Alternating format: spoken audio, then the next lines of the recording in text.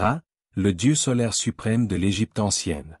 Ra est l'une des divinités les plus importantes et vénérées de la mythologie égyptienne.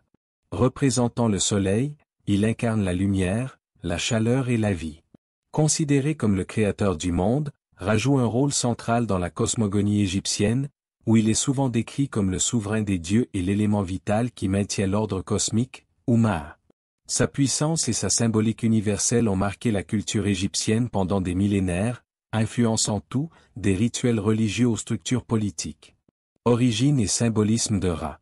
Ra est traditionnellement associé au disque solaire. Son origine remonte aux premières dynasties égyptiennes, et il devient rapidement une figure centrale dans la religion du pays.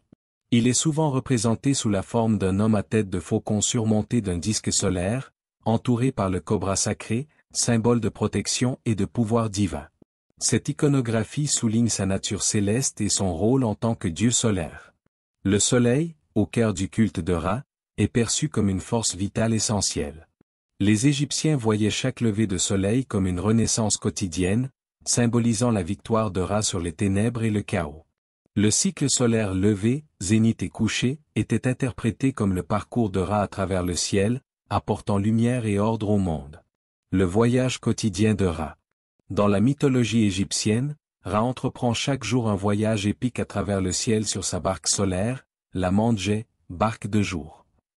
Il commence son périple à l'aube, émergeant des eaux primordiales du chaos, et traverse le ciel jusqu'à atteindre le zénith à midi, représentant le point culminant de sa puissance.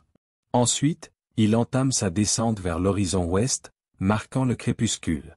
La nuit, Ra navigue à travers le monde souterrain, le Dua, sur une autre barque appelée Mesekté, barque de nuit. Pendant cette période, il affronte de nombreux dangers, notamment le serpent Apophi, ou Apep, personnification du chaos et de l'obscurité. Chaque nuit, Ra doit vaincre Apophi pour garantir que le soleil se lèvera à nouveau, symbolisant le triomphe quotidien de la lumière sur les ténèbres. Ra en tant que créateur. Ra est souvent décrit comme le créateur de l'univers. Selon certaines versions de la cosmogonie égyptienne, il est né des eaux primordiales de Noun, l'océan du chaos, et a donné naissance à toutes les autres divinités. Ra crée le monde par la parole ou par son regard, une manifestation de son pouvoir absolu. Il engendre également les premières divinités, notamment Chou, l'air, et Tefnou, l'humidité, qui donneront naissance à Geb, la terre, et Nou, le ciel. Par cette généalogie divine, Ra établit les fondations de l'ordre cosmique. Dans un autre récit, Ra crée les êtres humains à partir de ses larmes. Ce mythe souligne l'idée que l'humanité est directement liée à la divinité solaire, renforçant le rôle de Ra comme protecteur et guide de l'humanité. L'association de Ra avec d'autres divinités. Au fil du temps, Ra a été fusionné avec d'autres dieux majeurs pour refléter les évolutions religieuses et politiques. Ces associations ont permis de renforcer son rôle central dans le panthéon égyptien. Amon-Ra, dans le Nouvel Empire, Ra est assimilé à Amon, le dieu thébain de l'air et de la création. Ensemble, ils forment Amon-Ra, une divinité suprême qui incarne à la fois le soleil et le pouvoir créateur. Cette fusion a renforcé l'importance de Ra et a consolidé le pouvoir des prêtres d'Amon à Thèbes. Atum-Ra, Ra est également associé à Atum, le dieu de l'héliopolis et l'un des premiers dieux créateurs. Atum-Ra symbolise l'intégralité du cycle solaire. Atum représente le soleil couchant, tandis que Ra incarne le soleil à son zénith. Ra-Horakhti, une autre fusion majeure est celle de Ra avec Horus, le dieu faucon. Sous cette forme, Ra-Horakhti, Ra, Horus des deux horizons, est souvent représenté comme un homme à tête de faucon portant le disque solaire. Cette fusion souligne le lien entre la royauté divine et la puissance solaire. Le culte de Ra était l'un des plus importants en Égypte antique. Son principal centre de culte se situait à Héliopolis, une des villes les plus anciennes et les plus sacrées d'Égypte. Les temples dédiés à Ra n'étaient pas des lieux de culte public traditionnels, mais des centres rituels où les prêtres effectuaient des cérémonies pour maintenir Ma'a, l'ordre cosmique.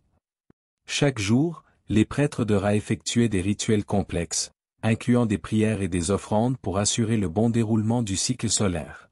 Ces cérémonies étaient essentielles pour garantir que Ra continuerait à voyager à travers le ciel et le monde souterrain, maintenant ainsi l'équilibre entre lumière et ténèbres.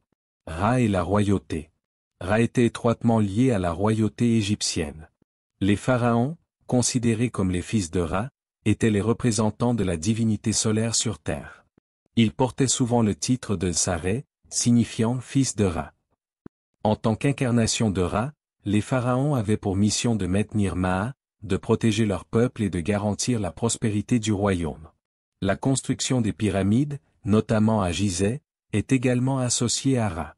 Ces monuments, conçus pour refléter les rayons du soleil, symbolisent l'ascension des âmes des pharaons vers le domaine divin, rejoignant Ra dans son voyage céleste. Le déclin et la perpétuation de Ra. Avec le passage du temps et l'évolution des croyances religieuses, le culte de Ra a perdu en influence, notamment à partir de la fin du Nouvel Empire. Cependant, son importance n'a jamais totalement disparu. Même lorsque de nouveaux cultes se sont développés, Ra a continué à occuper une place significative dans la théologie égyptienne. Les croyances autour de Ra ont également influencé d'autres cultures et traditions, notamment à travers l'intégration de symboles solaires dans divers systèmes religieux.